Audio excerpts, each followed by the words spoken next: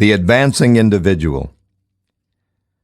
What I have said in the last chapter applies as well to the professional and the wage earner as to the individual who's engaged in business. No matter whether you're a physician, a teacher, or a clergyman, if you can give increase in life to others and make them sensible of the fact, they will be attracted to you and you will get rich. The physician who holds the vision of himself as a great and successful healer and who works toward the complete realization of that vision with faith and purpose, as described in the former chapters, will come into such close touch with the source of life that he will be phenomenally successful. Patients will come to him in throngs. No one has a greater opportunity to carry into effect the teaching of this book than the practitioners of medicine. It does not matter to which of the various schools he may belong, for the principle of healing is common to all of them and may be reached by all alike.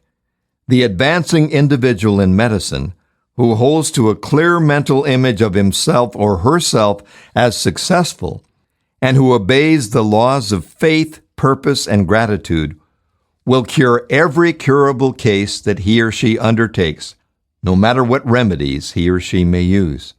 In the field of religion, the world cries out for the clergy who can teach as healers the true science of abundant life.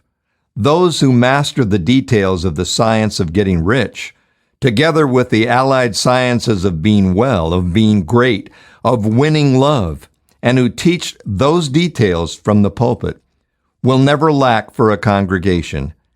This is the gospel that the world needs. It will give increase of life, and people will hear it gladly and will give liberal support to the person who brings it to them. What is now needed is a demonstration of the science of life from the pulpit. We want preachers who can not only tell us how, but who in their own persons will show us how. We need the preacher who will himself be healthy, great, and beloved to teach us how to attain these things. And when he comes, he will find a numerous and loyal following.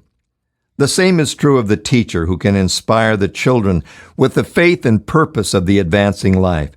She will never be out of a job, and any teacher who has this faith and purpose can give it to her pupils. She cannot help giving it to them if it is part of her own life and practice. What is true of the teacher, preacher, and physician is true of the lawyer, dentist, real estate executive, insurance agent, of everybody. The combined mental and personal action that I've described is infallible. It cannot fail. Every man and woman who follows these instructions steadily, perseveringly, and to the letter will get rich. The law of the increase of life is as mathematically certain in its operation as the law of gravitation. Getting rich is an exact science. The wage earner will find this is true of his case as of any others mentioned. Do not feel that you have no chance to get rich because you are working where there is no visible opportunity for advancement, where wages are small and the cost of living high.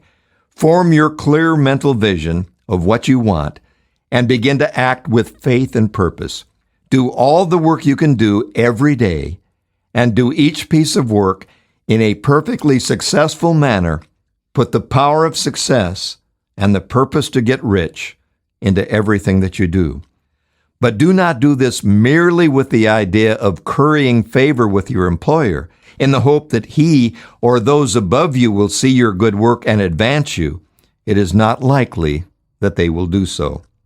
People who are merely good workers, filling their place to the very best of their ability and satisfied with that, are valuable to their employer, and it is not to the employer's interest to promote them. They are worth more where they are. To secure advancement, something more is necessary than to be too large for your place. Those who are certain to advance are the ones who are too big for their place and who have a clear concept of what they want to be, who know that they can become what they want to be, and who are determined to be what they want to be. Do not try to more than fill your present place with a view to pleasing your employer. Do it with the idea of advancing yourself. Hold the faith and purpose of increase during work hours, after work hours, and before work hours. Hold it in such a way that every person who comes in contact with you, whether supervisor, fellow workers, or social acquaintances, will feel the power of purpose radiating from you, so that everyone will get the sense of advancement and increase from you. Others will be attracted to you, and if there is no possibility for advancement in your present job, you will very soon see an opportunity to take another job.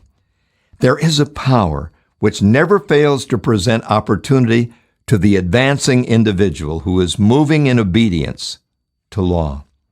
God cannot help helping you if you act in a certain way. He must do so in order to help himself. There is nothing in your circumstances or in the industrial situation that can keep you down. If you cannot get rich working for the Steel Trust, you can get rich on a 10-acre farm. And if you begin to move in a certain way, you will certainly escape from the clutches of the Steel Trust and get onto the farm or wherever else you wish to be. If a few thousand of its employees would enter upon the certain way, the Steel Trust would soon be in a bad plight. It would have to give its work people more opportunity or go out of business. Nobody has to work for a trust.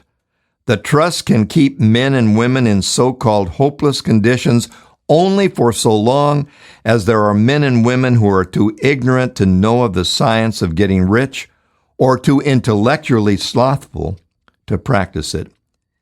Begin this way of thinking and acting, and your faith and purpose will make you quick to see any opportunity to better your condition. Such opportunities will speedily come, for the Supreme, working in all and working for you, will bring them before you. Do not wait for an opportunity to be all that you want to be. When an opportunity to be more than you are now is presented, and you feel impelled toward it, take it. It will be the first step toward a greater opportunity. There is no such thing possible in this universe as a lack of opportunities for the individual who is living the advancing life.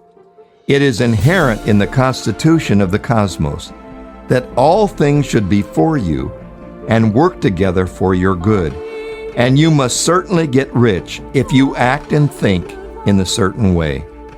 So let wage-earning men and women study this book with great care and enter with confidence upon the course of action it prescribes. It will not fail.